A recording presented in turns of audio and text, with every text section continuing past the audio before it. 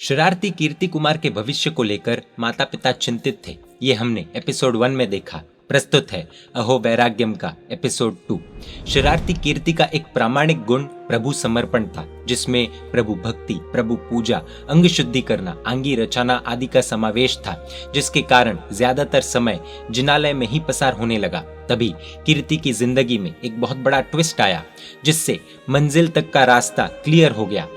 कवि कुल किरीट, व्याख्यान वाचस्पति, परम पूज्य आचार्य भगवंत श्रीमद विजय लब्धि सुरेश्वरजी महाराज साहिब के शिष्य रत्न परम पूज्य नवीन सुरेश्वरजी महाराज साहिब और तीर्थ प्रभावक परम पूज्य विक्रम सुरेश्वरजी महाराज साहिब की निश्रा में पहली बार सिकंदराबाद से सम्मेत शिखर जी का 6 महीने का सुदीर्घ संघ निकालने के समाचार भारत भर में प्रसारित हुए।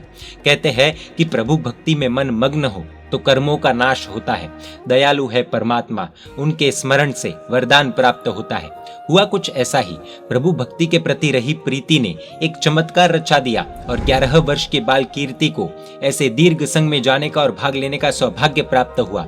परंतु किसे पता था कि आगे भाग्य में क्या लिखा हुआ है। पिताश्री बाल कीर्ति को संघ में भेजने गए। तभी पूज्य नवीन सुरेश्वरजी महाराज साहिब ने कहा कि चिंता मत करना, तेरे बाल को मैंने मेरे बाल को अर्थात पूज्य विक्रम सूर्य जी को सौंप दिया है।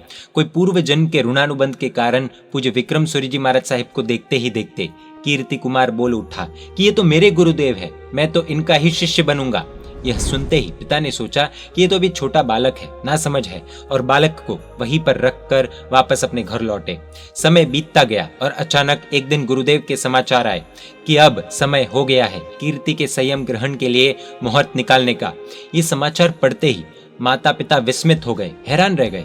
कहा शरारती शैतानी करने वाला कीर्ति और कहा मुमुक्षु कीर्ति कुमार।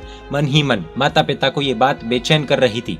ऐसी बेचैनी में भी गुरुदेव के वचन पर दृढ़ विश्वास रखकर अपने अत्यंत प्रिय पुत्र को दीक्षा के लिए अनुमति दे दी। आखिरकार वह मंगलकारी घड़ी आ गई।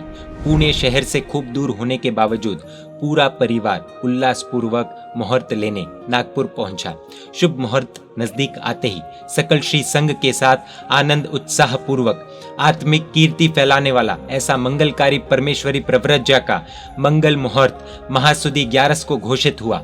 संपूर्ण परिवार ने मुहूर्त को बधाते ही अपनी खुशी व्यक्त की और फिर कीर्ति को घर ले जाने की तैयारी शुरू की। इतने में बाल कुंवर ने अपने माता पिता को समझाया कि देखो, जो मैं अगर घर आऊंगा तो मेरी यात्रा टूट जाएगी, अगर यही रहा तो वो अखंड रहेगी। कुदरत के अजीब खेल की कोई कल्पना भी नहीं कर सकता था। किसे पता था कि संघ के लिए निकला हुआ कीर्ति फिर वापस घर नहीं आएगा। किसे पता था कि घर से उसकी वो अंतिम विदाई होगी। 11 वर्ष की बाल उम्र में संघ में ही मुहूर्त और संघ के दरेक टेंट में ही वाजते गाजते संघ यात्रियों के उल्लास के साथ मुमुक्षु कीर्ति कुमार के वायना शुरू हुए।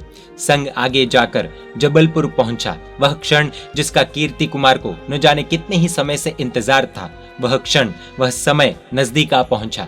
शीतलनाथ दादा के सानिध्य में संघ में उल्लास पूर्वक महासुदी 11 के मंगलकारी दिन बाल कुंवर कीर्ति कुमार से बाल मुनिराज पूज्य वीर यश विजय जी महाराज साहिब के नाम से दीक्षित हुए।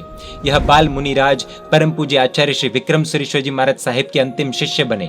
इनके साथ साथ ही पूज्य विक्रम सेन विजय जी महाराज साहिब की भी दीक्षा हुई। अहो वैराग्यम, संघ में मुहूर्त, संघ में वायना, संघ में दीक्षा और आगे जाकर संघ में ही बड़ी दीक्षा। ये थी कहानी कीर्ति कुमार से बाल मुनिराज तक की। कई बार लोग बाल दीक्षा का विरोध करते हैं।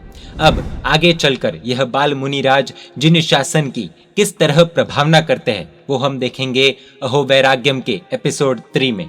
जैन मीडिया पर ऐसे वीडियोस आते रहेंगे।